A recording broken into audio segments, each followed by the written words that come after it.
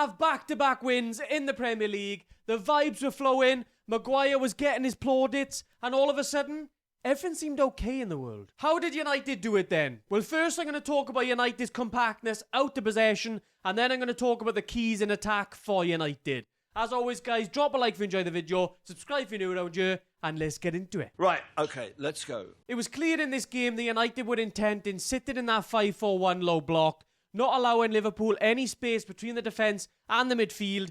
Even when things got a little bit more frantic in that second half, United stuck to this shape and overall were more defensively solid because of it. We know the troubles we've had when United have tried to go into sort of a 5-2-3 mid-block in the past. This 5-4-1, similar to what Palace used, similar to what United used up against Liverpool last season as well. Talked about it before the game, a lot more solid. I'm glad Amorim went back to it. There were times in the first sort of 10-20 minutes United threatened to go into that 4-4-2 shape, but we never quite looked comfortable.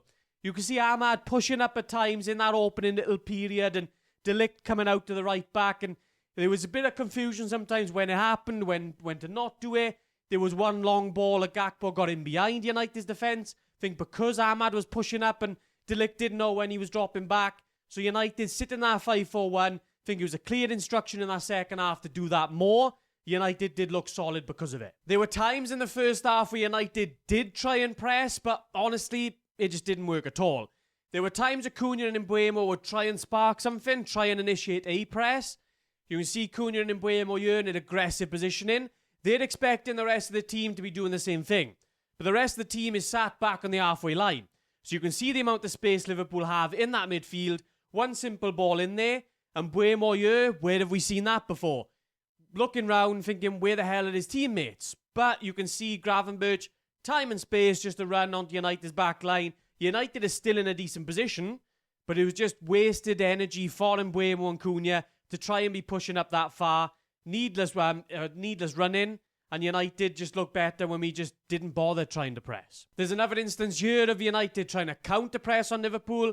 This time around, we did have to commit a few more bodies forward. We look a little bit more in position to try and press. But this time around, it ends up bobbling round into Szoboszlai. And you can see Luke Shaw is committed. You can see the midfielders are high up the pitch. One little pass again, and Liverpool are through on United's defence. Another quick pass, and this ends up in Gakpo hitting the post for the first time in this game. United did ride their luck. You're going to have to, if you're going to sit in such a low block, you're going to give up some chances. But as I've said, the 5-4-1 was pivotal in United seeing this game through. And in the second half, the instructions were clear. Sack off that pressing stuff. Stay in that 5-4-1. Don't let Ahmad push so much into the 4-4-2. We sat more in that 5-4-1. United got the win at the end of the day. At the minute, United are just in that stage of doing whatever they can to get the win. Can we bounce and make something of this now? But next up, going into the United with the ball, and it was clear that we weren't going to try and build up from deep. We were going to kick it long, and you're obviously not going to take any risks then. It did feel strange not playing Seshko if this is going to be your ultimate aim, just to kick the ball long at every opportunity. But with Cunha playing, obviously you've got more mobility up there. And to be honest, Cunha's performance did justify the start. And Amorim did talk about it before the game. With Konate and Van Dijk, how many aerial balls is Seshko really going to win anyway? So you're looking at the benefits sort of towards the disadvantages, and I think overall the Cunha did justify that start. And Cunha definitely brought that swagger in the second half. The first goal for United highlighted just how this approach can work, but then there were some Liverpool chances that highlighted how this approach can go against you as well though. You can see in the opening minute for United, simple long ball from Lemens, not going to try and play out. Van Dijk wins the initial header. Maguire though is able to get it back into Liverpool's defensive line. And Mbeumo this time around is able to put a little bit more pressure on the ball. You can debate the head injury stuff. Obviously, United end up getting the ball from this. The referee doesn't see the head injury. The ball falls to Bruno Fernandes. So you can see United now have won that second ball. So you're winning the ball and you're on to the Liverpool's defensive line then. Fernandes does really well to delay the pass. And obviously entices Van Dijk onto him. He plays it out to Ahmad. And then Ahmad can play that ball in behind for Mbeumo then. So this is an instance of United winning that second ball and getting a really dangerous opportunity because of it. This is exactly what Amorim wants. But then you can see in the second half how it doesn't work then. Simple long ball again from Lemens. Van Dijk again wins the header. Maguire, again, wins that second header. But this time around, United don't win that second ball from the Maguire header. Fernandes loses out. All of a sudden then, Liverpool are on United's defensive line. Wirtz passes it out wide. Liverpool have a 7v5 on United's back line.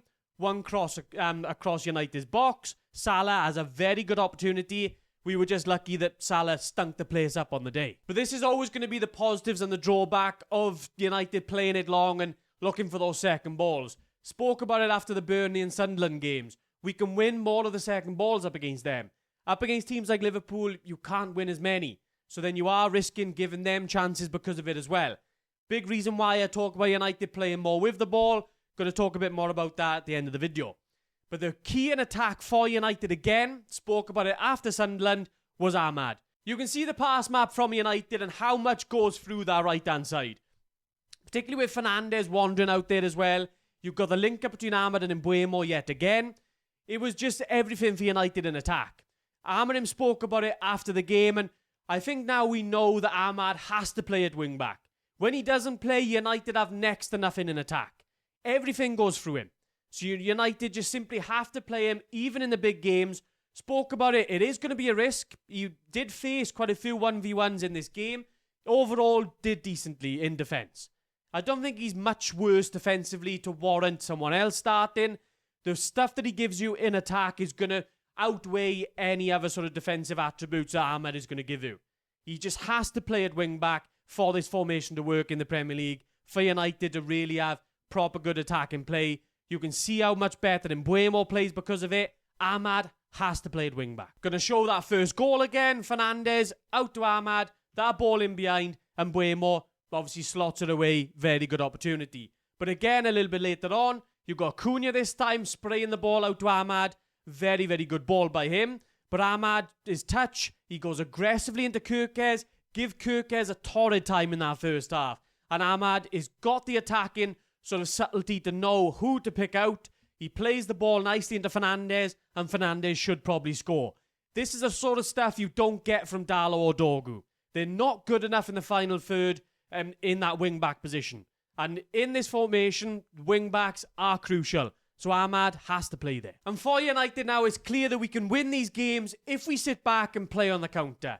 The biggest issue for Amorim is playing against teams where you simply can't do that. I spoke about United needing to evolve if we're really going to challenge the top of the table. We've got to find that pressing structure that works, and we've simply just got to play with more of the ball. Amorim talks a lot about changing the way that we play, treasuring the ball a little bit more. But the way we've been playing so far to start this season with a direct style, it's clear that that's not his intent. And it could be a statement win this one up against Liverpool at Anfield. But we had a win up against City at the Etihad last year as well, and we did nothing after it. Brighton next week is absolutely huge, but can we play on the front foot? Can we start to control the game a little bit more? But to be honest, winning is still just going to be the most important thing. Keep swimming, just keep swimming, swimming, swimming. As always, guys, if you enjoyed the video, drop it a like, subscribe if you're new around here, and I'll catch you in the next one.